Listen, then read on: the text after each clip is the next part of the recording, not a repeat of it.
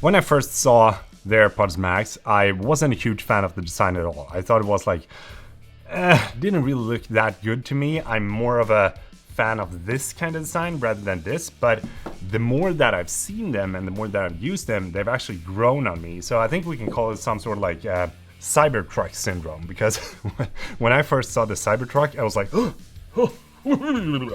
but now it actually like, yeah, it doesn't look good, but it looks better than when I saw it the first time. And that is kind of the feeling that I have with these as well. I didn't actually intend to buy these because my old headphones was working just perfectly until a couple of weeks ago, where they actually started to not work. They like, it still works, but it has this like weird sound in the speaker going on. And then I thought, why not upgrade to the AirPods Max and do a review on them and use them in my everyday life as a content creator, editing my videos, and as a filmmaker, give you my honest thoughts on them. So the overall feeling of these headphones are premium, because when you open them up, it feels premium, it looks premium, and the overall like weight of the headphones is very premium as well. But that's mainly because they're made out of stainless steel and aluminum. And as I said earlier, I'm not a huge fan of the design. I think it's good, but it could have been a little bit more like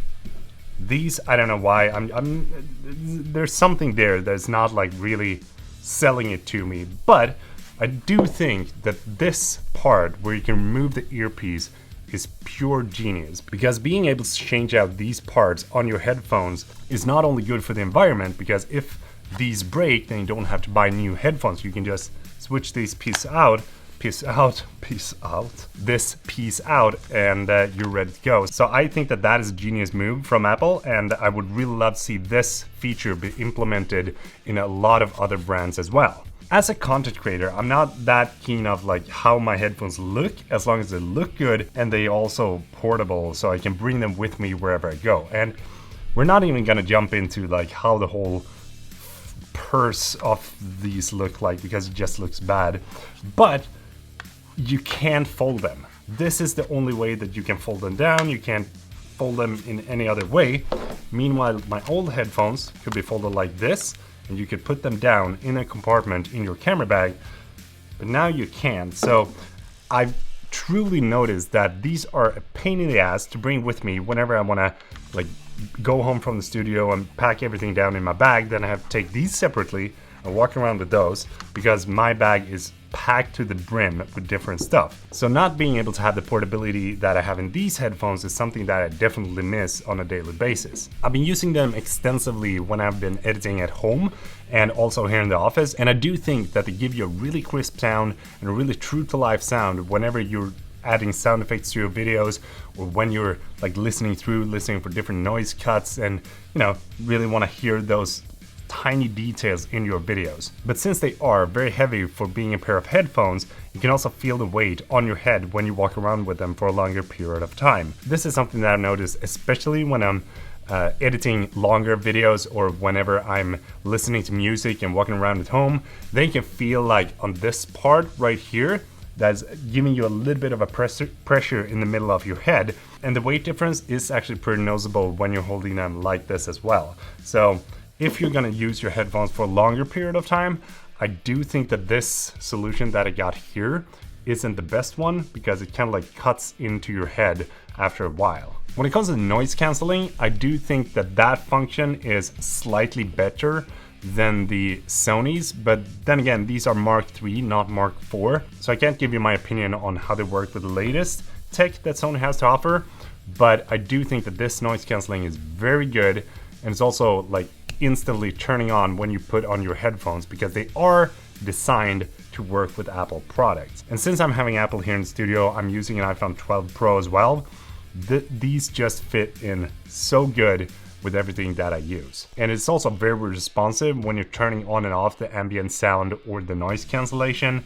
And I think that the crown here, or the wheel that you're turning, does a very good job of being very precise when you want to adjust the volume of your music or of your computer or whatever you have connected.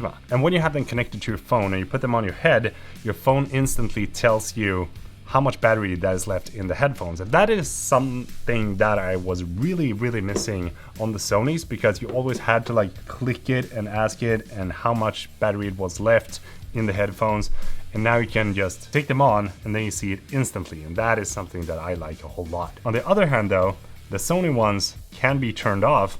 And that is something that you can't do with these. You have to put them into your case so they go into like some sort of resting mode. Yeah, we're not gonna dive into that again because the case just looks ugly. It looks like you're walking around with a purse, and I don't want to have a purse when I'm bringing my headphones. Going back a little bit to the editing aspect of the whole thing, you do not have a 3.5mm cable that you can plug into the headphones. I've found that whenever I'm editing with Bluetooth headphones connected to my computer, there is a slight millisecond delay when I'm adding sound effects, so that when the final render is showing up on my computer, I can see that there's a slight delay. And that's why I'm always editing with a 3.5mm connected to my computer. And you do have a lightning port on these, and Apple does offer lightning to 3.5mm, but you can't use a regular 3.5 in these, and that is a bummer because some of you, just like me, probably have a lot of 3.5mm cables just laying around. I wouldn't say the sound quality is mind-blowing for the things that I'm using it for, but I do think the sound quality is very good. When it comes to the price, I paid over 750 bucks for these here in Sweden, and I think that that is a little bit too much. Like, it's a little bit too far on the high end. If you are an Apple user, these are probably the best headphones that you can get. But if you're not an Apple user and not having an iPhone, not having a MacBook, then I see no reason at all as to why you should invest in these, because these are built for the Apple ecosystem and work really well within that ecosystem. But if you're outside and you want these in your case, then they're probably gonna work, do just fine, play back the audio, but you're gonna miss out on a lot of functions that these have in the Apple ecosystem. And I would love to know your thoughts on the AirPods Max, so do drop a comment down below. Would be really fun to see what you think about them. And if you liked the video, do give it a thumbs up. And join me on Instagram, all that good stuff. Peter from Sweden saying goodbye, and thank you so much for watching.